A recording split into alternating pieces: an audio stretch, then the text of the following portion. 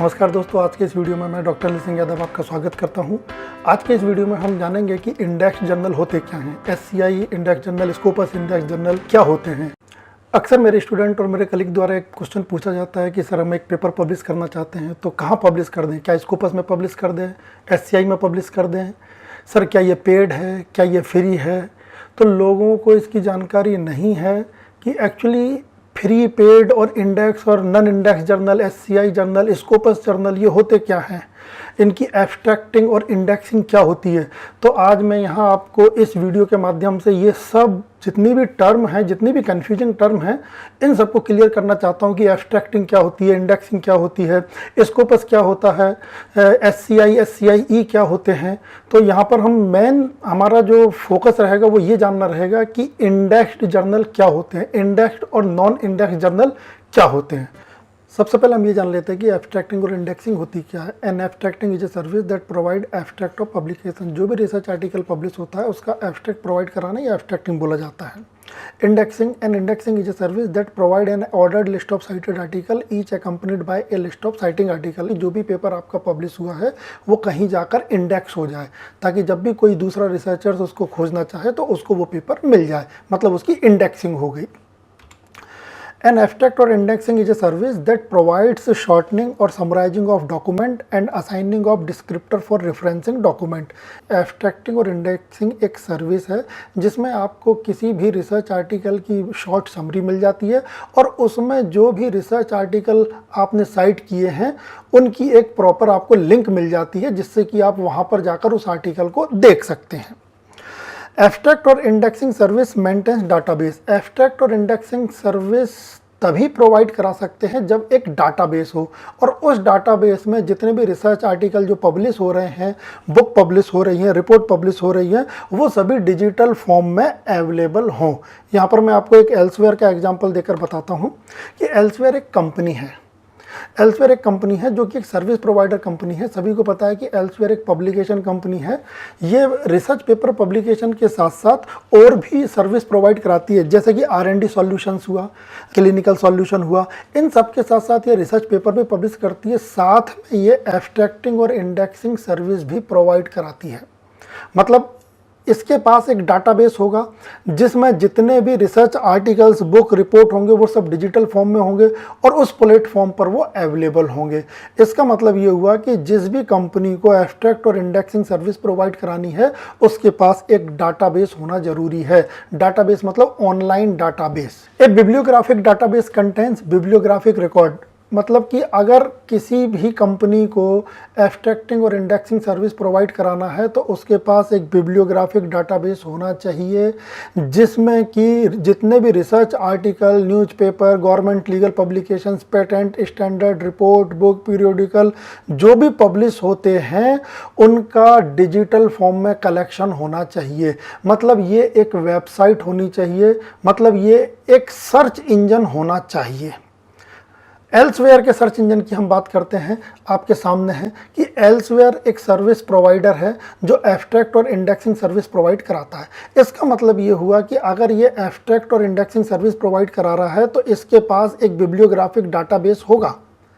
तो एल्सवेयर के bibliographic database को ही स्कोपस बोला जाता है। स्कोपस एक बिब्लियोग्राफिक डाटाबेस है जिसके अंदर डिजिटल फॉर्म में, या ये कह लें कि ये एक वेबसाइट है जिसके अंदर डिजिटल फॉर्म में रिसर्च आर्टिकल्स, बुक, पेटेंट की डिटेल अवेलेबल है। मान लीजिए कि एग्जांपल के फॉर्म पर इंटरनेशनल जर्नल ऑफ एनर्जी, ये जर्नल एल्सवेयर द्वारा ही पब्लिश किया जाता है और इस जर्नल को स्कोपस ने अपने डाटाबेस, स्कोपस खुद एक डाटाबेस है, एल्सवेयर का डाटाबेस ही स्कोपस है, तो एल्सवेयर ने एक जर्नल को पब्लिश किया और उस जर्नल को उसने अपने ही डाटाबेस में शामिल कर लिया। तो ये जर्नल हो गया इंडेक्स जर्नल। किसमें इंडेक्स हो गया? स्कोपस इंडेक्स जर्नल हो गया। यहाँ पर स्कोपस को बोला जाएगा इंडेक्सर और जर्नल को बोला जाएगा इंडेक्स जर्नल। इसका मतलब ये हुआ कि स्कोपस एक इंडेक्सर है जो बहुत सारे जर्नल को इंडेक्स करता है। अब बात करते हैं कि स्कोपस अगर किसी जर्नल को अपने डाटाबेस में जगह देता है तो वो उसको कुछ क्वालिटी स्टैंडर्ड से पास करता है। जब वो जर्नल उन क्वालिटी स्टैंडर्ड को पास कर लेता है तब वो जाके वो स्कोपस के डाटाबेस में लिस्ट होता है, तब हम उसको बोलते हैं कि ये जर्नल स्कोपस इंडेक्स जर्नल है। इस तरीके से हम ये समझे कि स्कोपस एक इंडेक्सर है और ये जर्नल है जो स्कोपस में हमको मिलते हैं वो स्कोपस इंडेक्स जर्नल हैं। जो जर्नल स्कोपस द्वारा फिक्स किए गए क्वालिटी स्टैंडर्ड को फुलफिल कर लेते हैं वो ही स्कोपस के डाटाबेस में जाते हैं और बाद में उनको बोला जाता है कि वो स्कोपस इंडेक्स जर्नल हो गए। वर्ल्ड में स्कोपस टाइप के 1000 से ज़्यादा इंडेक्सर हैं, अवेलेबल हैं, और ऐसे ही सभी के जो डाटाबेस हैं ये भी 1000 से ज़्यादा डाटाबेस अवेलेबल हैं। कि जरूरी नहीं हर डाटाबेस इंडेक्सर ही हो। यहाँ पर एल्सवेयर का जो डाटाबेस है स्कोपस वो इंडेक्सर भी है, वो जर्नल को इंडेक्स कर रहा है। कुछ डाटाबेस ऐसे भी हैं जो इंडेक्स नहीं करते, केवल अपने में लिस्ट कर लेते हैं। अब हम बात करते हैं वर्ल्ड के सबसे फेमस इंडेक्सर की, SCI science citation index.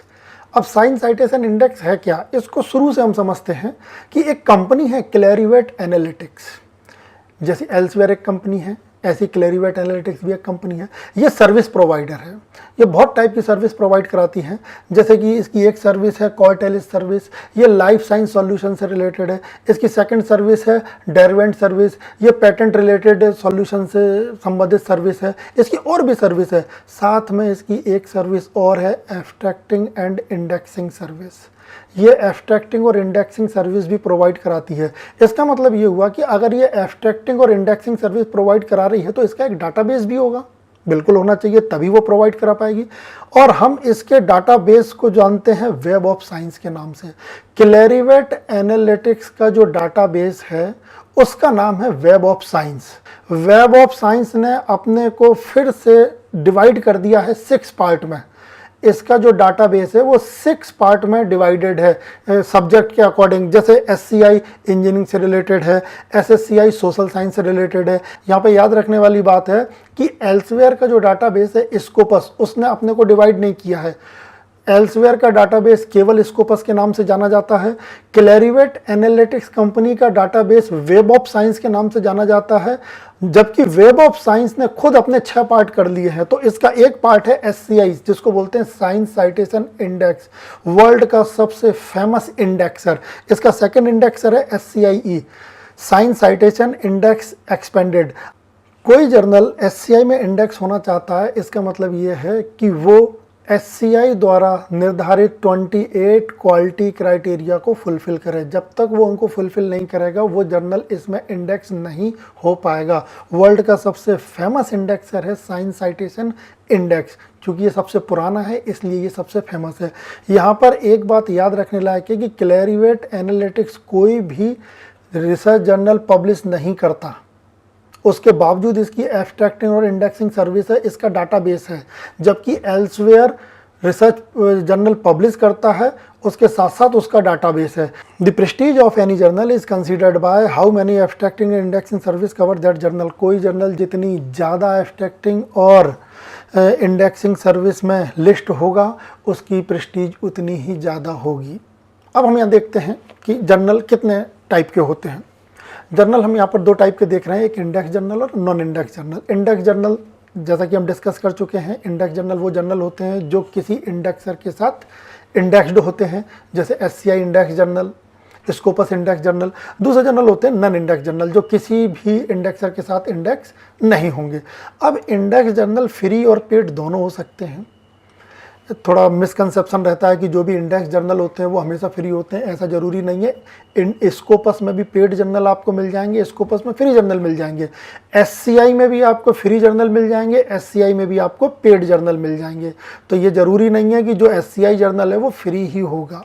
Non index journal भी फ्री और पेड हो सकते हैं।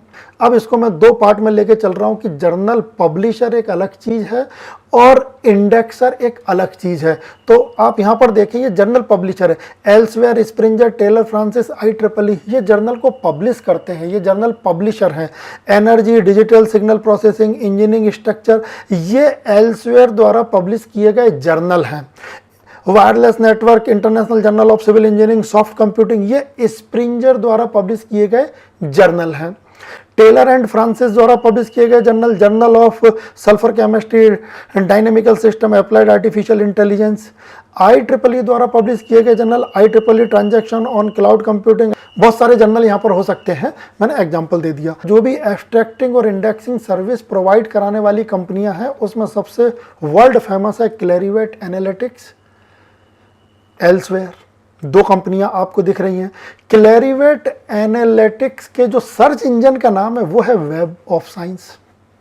वेब ऑफ साइंस के 6 पार्ट हैं, जिसमें एक है SCI science citation index, science citation index expanded, ESCI SS। ऐसे ही एल्सवेयर का जो डाटाबेस है वो है स्कोपस। तो जो जर्नल स्कोपस के साथ लिंक होंगे वो स्कोपस इंडेक्स जर्नल बोले जाएंगे। जो जर्नल SCI के साथ लिस्ट होंगे वो SCI इंडेक्स जर्नल बोले जाएंगे। जो जर्नल ESCI के साथ लिस्ट होंगे या इंडेक्स होंगे वो ESCI जर्नल बोले जाएंगे। अब आपकी जानकारी के लिए मैं बता दूं कि कम से कम 1000 से ज़्यादा एब्स्ट्रैक्ट और इंडेक्सिंग सर्विस प्रोवाइडर वर्ल्ड में अवेलेबल हैं। हमारे इंडिया में भी एक सर्विस प्रोवाइडर है जो इंडेक्सर है, तो उसका नाम है डिवा एंटरप्राइजेस प्राइवेट लिमिटेड, और इसके डाटाबेस का नाम है ICI इंडियन साइटेशन इंडेक्स। इसमें भी कुछ जर्नल लिस्ट हैं, ठीक, वो जर्नल बोले जाते हैं ICI इंडेक्स जर्नल। हालांकि Indian citation index web of science और स्कोपस की तरह काफ़ी पॉपुलर नहीं है।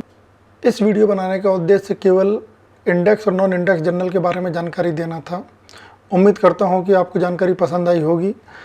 अगले वीडियो में हम देखेंगे कि स्कोपस इंडेक्स जर्नल क्या होते हैं, SCI इंडेक्स जर्नल क्या होते हैं। किसी जर्नल को पहचानना है तो हम कैसे पहचानेंगे कि ये स्कोपस इंडेक्स जर्नल है, ये SCI इंडेक्स जर्नल है। और आगे के वीडियो में हम यह देखेंगे कि कैसे इन जर्नल में पेपर पब्लिश किया जाता है। धन्यवाद।